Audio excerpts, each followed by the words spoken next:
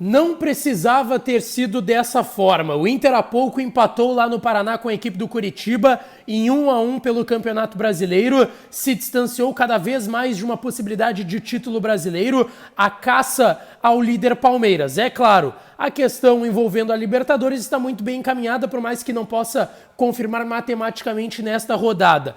Nesse vídeo eu quero falar tudo o que aconteceu nesse Coritiba 1, Inter também 1, em que o Inter teve dois tempos muito distintos e personagens importantes. O principal deles, Vitão, é zagueiro de seleção brasileira e eu tô te contando mais detalhes sobre essa partida a partir de agora aqui no canal.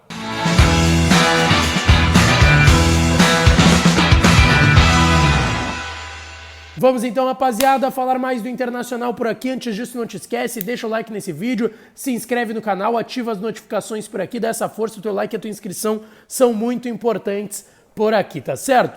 Bom, pessoal, o Inter jogou contra o Coritiba há pouco, terminou em 1-1 essa partida lá no Paraná, no Couto Pereira. O Inter ficou mais distante do líder Palmeiras, uma diferença considerável hoje de 10 pontos para o líder da competição, mas tem outro ponto importante, o Inter não poderá confirmar nesta rodada a vaga para a fase de grupos da próxima Copa Libertadores. É claro, essa vaga está encaminhada, o Inter vai ficar no G4, não vai perder essa vaga, mas ainda assim poderia ter confirmado já matematicamente nesta rodada, ainda com uma vitória contra o Coritiba e uma vitória amanhã, caso acontecesse, é claro, do Atlético Mineiro contra o Fortaleza fora de casa, lembrando que o Flamengo venceu o América, foi um resultado bom para o Inter nesta rodada. Em relação à equipe, a equipe que começou aí com o Sidney Lobo auxiliar do Mano, o Mano viajou com a delegação, depois até vou falar mais sobre isso.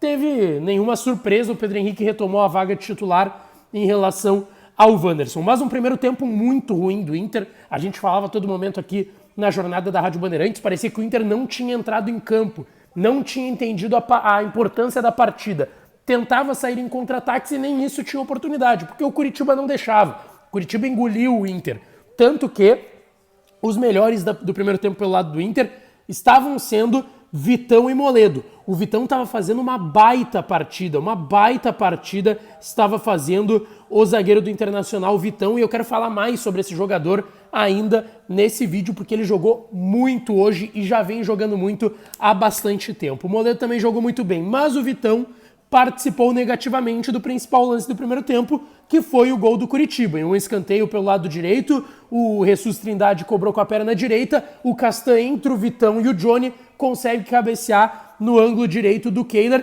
e foi merecido. O primeiro tempo do Coritiba foi muito melhor do que o do Inter, repito. O Inter parecia que não tinha entrado em campo na primeira etapa, tentava sair em contra-ataques, não dava certo. O Alan Patrick até em alguns lapsos de brilhantismo foi o melhor talvez do Inter na reta final da primeira etapa, já que o Vitão estava muito bem no início dela.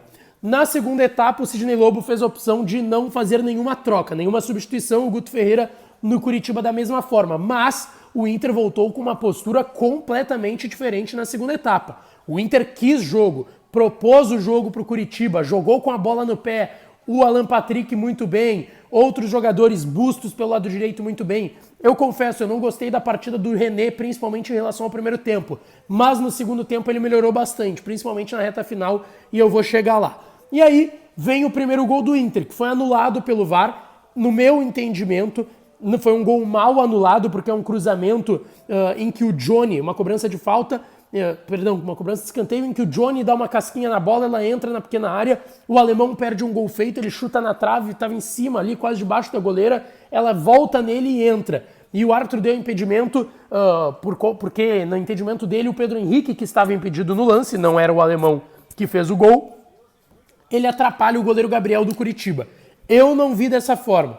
Eu achei gol legal, não acho que o Pedro Henrique atrapalha o Gabriel. A bola passa pelo Gabriel antes de qualquer tipo de problemática no lance do Pedro Henrique realmente, de fato, atrapalhar o goleiro do Coritiba. Eu achei um gol mal anulado. Mas ainda assim o Inter seguiu em cima do Coritiba, seguiu criando oportunidades. O goleiro do Gabriel tendo que participar bastante do jogo, e aí vem uma cobrança de falta, cobrança do Alan Patrick, em que o Vitão de cabeça marca o gol, ele sai bastante emocionado, ele estava fazendo uma baita partida, mas tinha falhado no gol do Castan do Curitiba, mas ainda assim, num contexto geral de todo o jogo, foi uma ótima partida do Vitão. O Vitão é zagueiro de seleção brasileira. Inclusive eu estou tentando confirmar se ele entrou de fato naquela lista dos 55 nomes do Tite para a próxima Copa do Catar, porque tinha essa possibilidade, o Tite gostou bastante do jogador, estava procurando zagueiros como opções para a seleção brasileira e o Vitão, de fato, está jogando muita bola.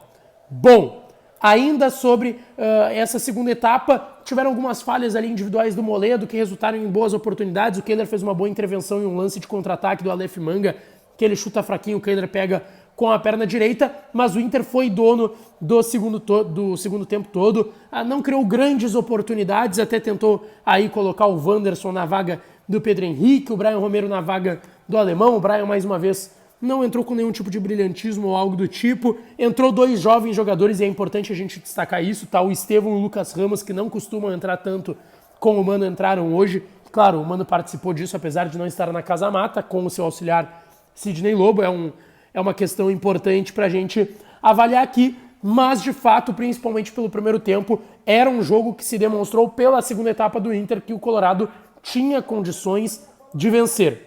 Tinha condições de ter vencido o Curitiba, não venceu, tá mais distante agora do título brasileiro, tá muito difícil. Tem um jogo contra o Ceará no próximo meio de semana no Beira-Rio, que tem retornos importantes, e obviamente a gente vai falar ao longo dessa semana mais sobre o Colorado em relação a esse jogo contra o Ceará, tá certo? Não esquece, deixa o like nesse vídeo, se inscreve no canal, ativa as notificações, que a gente volta para falar mais do Colorado na sequência, tá certo? Um abraço e até a próxima.